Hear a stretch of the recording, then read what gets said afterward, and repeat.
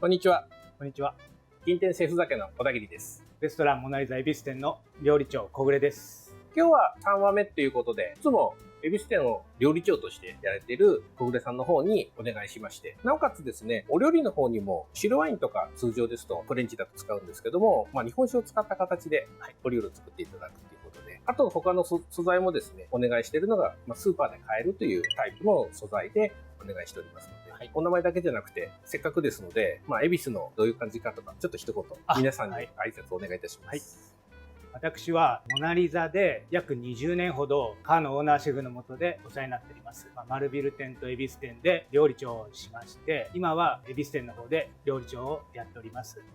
私もちょっとどちらのお店も行かせていただいて、で今日はちょっと無理を言って、この日本酒の方で、蔵元さんもですね、今去年くらいから一度途絶えてた蔵が復活した蔵で、これからぐいぐい伸びてくるところだと、このタイミングで一番先にこういうちょっとトライをさせていただければなと思ってお持ちしてます。それありがとうございます。ぜひよろしくお願いいたします。では早速お料理の紹介からよろしくお願いします。本日はご家庭でお手軽にできる鶏肉のソテー、パプリカとトマト煮込み、バスク風を作りたいと思います。本日の食材はスーパーでお手軽に買えるものを集めてみました。まず鶏もも2枚で、玉ねぎが1/2個、パプリカを赤と黄色2種類。こちらは何色でもいいんですが、今日はこの2色で揃えました。あとトマトが2個と生ハムですね。ニンニクです。で、今日は日本酒に合わせることで日本酒をご用意しています。鶏肉と一緒にソテーするときに使う香草がタイムとニンニクです。皮付きです。あと最後の飾り用でイタリアンパセリを使っていきます。仕上げに一味唐辛子を使っていきたいと思います。材料の方は以上になります。では早速作っていきたいと思います。まず玉ねぎから切っていきます。玉ねぎはスライスするんですが、まずヘタを落としていただいて、で玉ねぎのスライスは繊維に沿って少し斜めに入れてあげて、薄くスライスしてください。なぜ繊維に切った方がいいのかと言いますと、煮込みなので玉ねぎが煮崩れないで素材そのものが残りますので、繊維に沿って切っていってください。これを横に切っちゃうと煮崩れてしまうので、切って広げておきます。で次パプリカですね。パプリカを掃除していきます。本来バスク料理ですと緑のピーマンを使うんですけど、今日はお子様まで美味しく食べれるように苦味の少ない甘いピーマンの赤と黄色を揃えてみました。色合いも可愛いんで、この2色で作りたいと思います。では早速なんですが、このピーマンの皮を剥いていきます。ピーマンの皮を剥いた方が口当たりが良くなりますんで、やっぱ後々美味しい煮込みになります。では剥いていきます。でピーマンはまず丸ごと、これまずよく洗ってあります。必ずよく洗って拭いたものを使っていきます。まず上を1周ぐるっと剥いていただいて、で1周剥きましたら、その剥いたところからピーラーを当てて薄く剥いていってください。山のところだけ剥いていってください。くぼんでるところはちょっと剥きにくいので後から剥きます。まず山のところだけを薄く同じところを剥かないように剥いていきます。こうやって最初に切り込み入れてあげた方がピーラーが滑らないで綺麗に剥けますんで、赤も剥いていきます。続いてパプリカの種とヘタを取りますんで、その時にポイントなのがこの山のへこんでるところに包丁をまっすぐ入れてあげて揚げますと、白い綿と種が必ずくっついてますので、後々すごく掃除しやすいんで、へこんでるところに包丁入れてヘタと種を取っていきます。ヘタと白いところをぐるっと取っていただいて、種も一緒に散らからないで取れるんで、ちょっと残ってたらトントンとやると落ちますんで、こうやって種を取ってあげることが煮込みした時に口当たりが良くなるんで、口当たりを良くすることって美味しさにつながりますので、ちゃんと種を取ってあげてください。そうしましたら、先ほど皮がくぼんでるところに残ってる皮がありますので、そこをもう一度剥いていきます。こういうひと手間が大事だと思います。料理はすごくここまで丁寧にやることによって、ちょっと皮が口に残るっていうのは全くなくなるんですね。そうですね。皮はパプリカの場合は煮込んでも皮って柔らかくならないんで、どうしても口に残ってしまうんで、皮はしっかり剥いてあげた方がより美味しさにつながります。そうしましたら、皮が剥けましたら、次はこれを切っていきます。でパプリカは大きいので半分に切ってあげた方が切りやすいので、半分に切っていきます。これも5ミリ厚の千切りに切っていきます。でもこれも同じように繊維に沿って5ミリ厚に千切りしていってください。赤ピーマンも同じように切ります。はい、で次生ハム切っていきますね。生ハムは食べやすいようにだいたい1センチ幅ぐらいに切っちゃってください。これ後々美味しさの秘訣になりますので、5ミリ厚ぐらいに切っていただいて、生ハムですね。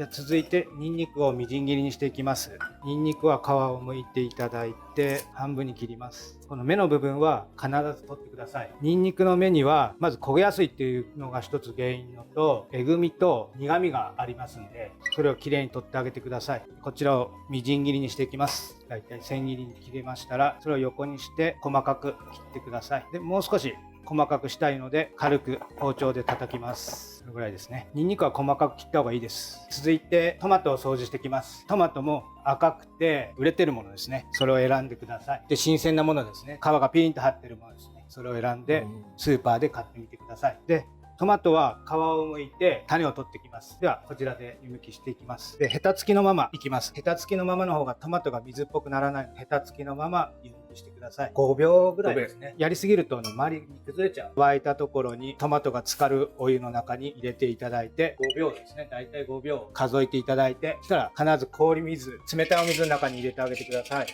うやって火止めしますね。これ火止めしないとトマトの周りが崩れちゃうので、そうならないようにこのようにして湯むきします。で、トマトを掃除していきます。まずヘタを取っていただいて、ヘタの取ったところから皮を剥いていきます。で、5秒ぐらいで氷水につけるとこうやって綺麗に表面がなりますので、煮崩れないで綺麗な湯むきができます。トマトサラダなんかもこういう風に湯むきして食べると一味が上がった味になります。トマトのサラダでもちょっと一手間加えたい人はこうやって湯むきして添えてあげると、なんか味が違うなっていうトマトサラダができると思います。で、次なんですが、これを種を取っていきます。トマトを横に切っていただいて種を取っていきます。で、その時に種のゼリーのところはとても美味しくって栄養が高いんで、これは使ってきます。煮込み料理なんで使ってきます。でも種はやっぱり口当たりが悪いんで、種は除きますんで、この古式のところに種を取ってきます。で、種を取る時スプーンの後ろ側でやるとすごくやりやすいです。これ先ほど取ったゼリーと種の部分をゴムベラなどでこうやってこすっていただいて、ゼリー状をこしてきます。この後せっかく煮込むんで、美味しい素と栄養の素は入れてあげたいと思います。この種の部分だけはこれは捨てちゃいますね。で、今度果肉の部分を切っていきます。果肉の部分は5ミリ角ぐらいにだいたい細かく切っていきます。で、簡単に切るのはもうこうやって手で軽く潰しちゃってください。だいたい5ミリ幅のぐらいな感じで切って、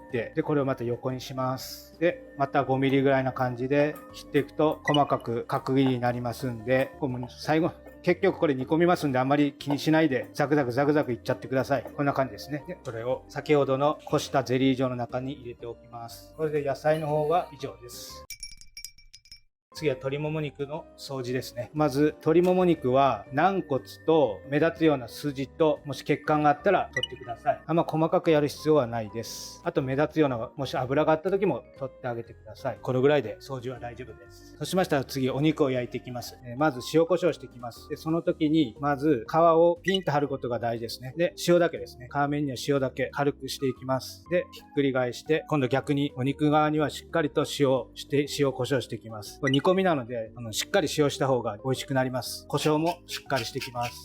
で焼いていきます。まずフライパンは火にかけないでください。火にかけないでオリーブオイル薄く引いてください。これ後からの鶏の油がいっぱい出てくるんで、油はくっつかない程度に薄く引いていただいて、ピーンと張った皮面を下ですね、ちゃんとフライパンに接するように、でそこに一緒にタイムと皮付きのニンニクを軽くですちょっと潰していただいて、皮付きのまんま風味を出すように焼いていきますね。ではここで初めて火をつけていただいて、まず、強火で結構です。でこれがだんだん音がしてきますんで、音がしてくるまでまず強火です。これなんで弱火から入れるのがいいかと言いますと、強いところに入れると皮がキュッて反ってしまうので、皮全面が綺麗に焼けなくなっちゃうんで、この低温からまず入れて急激な皮の縮みをなくしてあげます。でだんだん音がしてきたら火は弱火です。もう火加減はもうほとんど弱火です。ずっとこのぐらいの火加減であったらずっとそのまんま焼いていきます。でここでのポイントなんですが、鶏の皮を油をはかせるように焼いて色よくカリッと焼いていくことが、この後煮込みにすごく美味しくなる風味と奥深い味わいを作ってくれますんで、このぐらいの火加減でもだいたい10分間ぐらいじっくり焼いていきます。蓋はしないでもこのまんま焼いていきます。そうしましたら次は同時進行で玉ねぎを炒めていきます。別の鶏肉の入る鍋をご用意していただいて、でオリーブオイルですね。玉ねぎが炒まるぐらいの量のオリーブオイルです。じゃあ玉ねぎ入れていきます。玉ねぎを入れましたら、ここで大事なのはやっぱ塩ですね。下味なのであくまでも軽く塩をしていただいて、あとはよく玉ねぎがしんなりするまで炒めていきます。あと大事なのは焦がさないで炒めることです。火加減はだいたい弱火から中火ぐらいですね。で、鶏肉は10分ぐらいかけるんですが、たまに見てあげてください。ちょっとこう見て、もし皮が接してなければ、ちょっと軽く押してあげたり、皮を伸ばしてあげてください。この出てきた油と、そのほんのりニンニクの香りとタイムの香りが混ざり合って、風味豊かなチキンソテーになりますんで、そのように焼いていきます。で、このように玉ねぎがしんなり炒まってきましたんで、これで一回火を止めて置いときます。じゃあ、先ほどの鶏肉も少しずつこうやって色がついてきてますんで。いい色ですね。はい。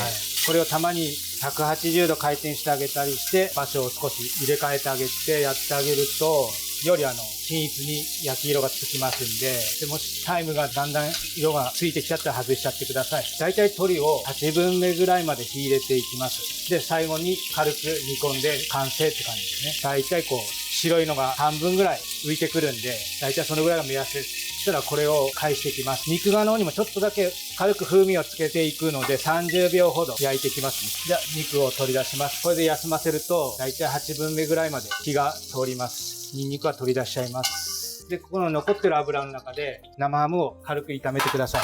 さーっと炒めていただいて香りを出してあげて先ほどの鶏と一緒に置いときます。で、ここのフライパンでピーマンを焼いていきます。ここで大事なのはやはり下味の塩ですね。塩をして少し火を強めて焼いていきます。弱火で焼いてしまうと水分が出てきちゃって炒まらないので、ちょっと火を上げていただいて炒めていきます。で、この時もよくしんなりするまで炒めてあげて、焦がさないように炒めてあげてください。で、こうやって少しピーマンがしんなりだんだんしてきますので、フライパンに残ってる鶏の美味しさも一緒にくっついてくるんで、深い味の煮込みになりますね。玉ねぎの鍋に移します。ここにみじん切りのニンニクを入れていただいて、で、ニンニクを火を通すようにまたさらに炒めていきます。ニンニクの火が入ると、ニンニクのいい香りがバーって上がってくるんで、それが一つのサインですね。いい香りが上がるまで焦がさないように炒めてあげてください。ニンニクにはしっかり火を入れてあげます。香りが上がってきましたら、先ほどの掃除したトマトを加えます。で、軽く混ぜてあげてください。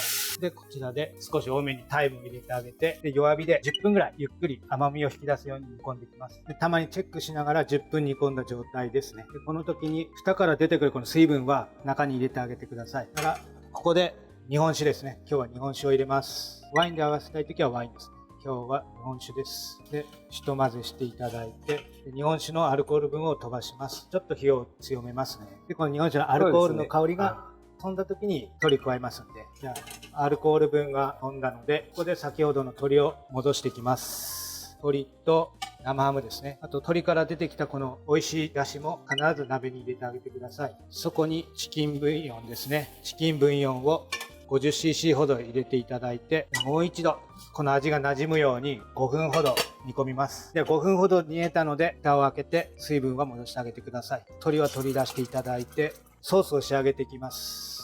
ソースはもう水分が足りなければもう一度ブイヨンを足してあげていただいて、大丈夫でしたらそのまんまですね。タイムを取り出してあげて、ちょっと足りなそうなので少しブイヨン足します。で、野菜が十分甘く引き出されてますので、ここで一味を入れます。辛いのが好きじゃない人はもう入れなくても結構ですが、少し辛いのを入れてあげると甘いのがこう引き締まるんで、もうお好みです。少しだけ入れます。味が引き締まるので。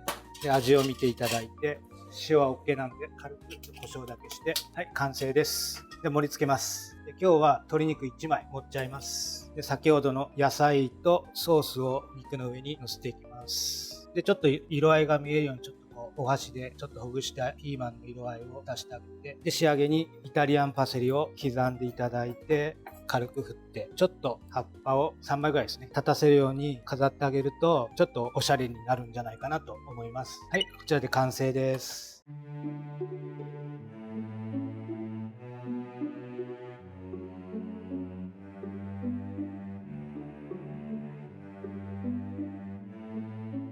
小暮さん、今日は手間のかかったお料理をですね、じっくり作っていただいてありがとうございました。こちらこそありがとうございます。で、せっかく完成したので使っていただいた今回のこの四季島という日本酒、この日本酒をですね、シェフにも味わっていただきながら、ありがとうございます。2人でちょっとテイスティングしたいなと思います。はい、ありがとうございます。